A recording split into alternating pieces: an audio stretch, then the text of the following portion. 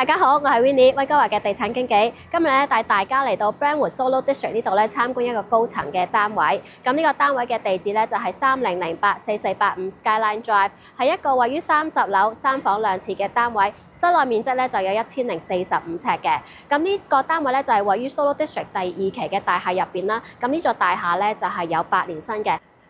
咁相信大家咧都對 Solo District 咧唔陌生㗎啦。咁喺呢度住嘅話咧，其實都好方便嘅，因為咧一落樓下咧就已經有 Whole Foods 超市啦、Shoppers、Starbucks 等等唔同嘅商店啦。咁附近咧亦都有好多嘅食肆啦。咁同埋咧喺 Solo District 嘅對面馬路咧就已經係 Brentwood 嘅 SkyTrain 站同埋 Amazing Brentwood 嘅購物中心。附近亦都有 Save On Food 同埋 Costco 等等嘅。咁喺呢度住嘅話咧，就算你唔揸車咧，無論係買餸啊、食嘢啊、購物啊、搭車都好方便嘅。咁我哋咧而家就上樓參觀下個單位先。入到嚟室內啦，咁正門入嚟咧喺我嘅右手邊咧就係呢個單位嘅其中一個廁所。咁呢個廁所咧就係跟浴缸嘅。咁喺左邊咧就係洗衣乾衣機位啦。咁洗衣乾衣機隔離咧就有個好大嘅衣櫃。咁屋主咧亦都特登揾 California Closet 啦去訂做一啲層架擺喺衣櫃入邊嘅，咁樣咧就可以容易啲擺嘢啦。咁喺衣櫃嘅隔離咧仲有個細嘅衣櫃嘅。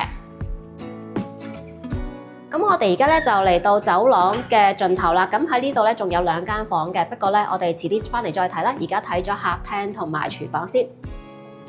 跟住我哋參觀咧就係廚房、客廳同埋飯廳啦。咁廚房呢邊咧就做咗2個大 pantry。咁我覺得呢2個 pantry 咧亦都係好實用啦，可以擺到好多唔同嘅日常用品啦。咁 pantry 隔離咧就係30寸嘅 Fish and Pickle 嘅雪櫃。咁呢個廚房咧就係採用一字形嘅設計啦。咁咧配搭埋呢個咁實用嘅中島，同埋咧廚房亦都係做咗好多唔同 size 嘅櫃同埋櫃桶啦，方便大家擺嘢嘅。咁煮食爐咧就係一個4個頭嘅 gas 煮食爐啦。咁天然氣咧就已經包括咗喺管理費入邊㗎啦。廚房隔離咧就係飯廳同埋客廳嘅空間啦。咁之前嘅屋主咧就將呢個部分咧做飯廳啦。咁呢邊咧就係擺電視嘅。但係咧我覺得咧將2個調轉咧，可能啲家私擺位咧就會好啲。咁呢埲牆咧因為夠大，可以擺到一個好大嘅電視啦。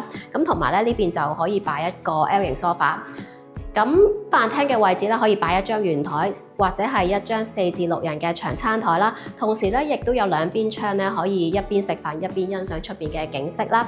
咁我哋而家呢個單位咧，就係一個東南角嘅單位啦，同埋我哋咧係身處喺30樓嘅，所以而家望出去嘅景觀咧係相當之開揚。同時咧，呢個單位咧都係全部都係用咗落地玻璃嘅設計啦，所以單位入邊嘅採光咧係非常之好嘅。咁我哋嘅呢邊咧就係望東嘅。咁望東嘅話咧，我哋見到 Brentwood 嘅 SkyTrain 站啦、Amazing Brentwood 購物中心啦，同埋咧下邊嘅呢塊地咧就係 Carter 嘅車行嚟嘅。咁呢塊地咧亦都係有 potential 可以起高層嘅，不過咧暫時就冇任何嘅發展計劃。咁車行嘅後邊嘅地盤咧就係 Grosvenor 嘅 Brentwood Block 啦，同埋車行對面嘅地盤咧就係 Anthem 嘅 South Yard 啦。咁過返嚟呢邊啦，咁呢邊咧就係向南嘅，咁我哋咧出露台睇下向南嘅景觀。咁向南嘅話咧，就係望向 Metro Town 嘅方向啦。咁其實而家望出去咧，我哋嘅景觀亦都係相當之開揚嘅。咁而家對面起緊嘅呢座樓咧，就係 Solo 嘅第4期啦。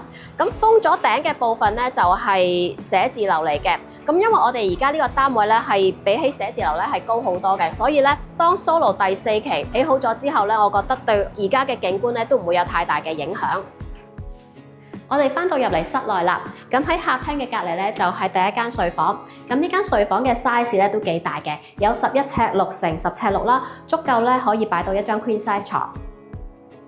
我哋咧繼續睇啦，咁喺廚房轉彎嘅走廊呢度咧就係第2間睡房啦。呢間睡房咧就比頭先嗰間咧係細啲嘅，不過咧都夠位可以擺到一張單人床啦，加一張書台，又或者咧用嚟做書房都 OK 嘅。咁喺第2間睡房嘅隔離咧就係主人房啦。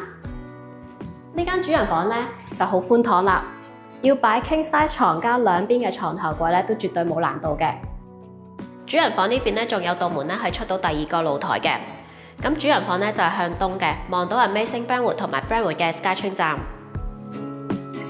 咁主人房呢邊咧仲有2個嘅衣櫃啦，咁衣櫃入邊咧亦都係加裝咗一啲由 California Closet 訂做嘅層架。咁穿過兩邊嘅衣櫃之後咧，就係呢個主人房嘅套廁啦。呢個套廁咧就有2個星盤啦，同埋咧係有獨立嘅花灑淋浴嘅。咁屋主咧亦都係額外加裝咗一啲櫃啦，可以增加呢個廁所嘅儲物空間。呢個單位咧就配備咗中央嘅冷暖氣啦，同埋附帶2個相連嘅車位同埋2個 locker 嘅。管理費咧就係721蚊一個月，已經包括咗 geothermal 嘅冷暖氣啦、煮嘢食嘅天然氣、倒垃圾同埋設施等等嘅。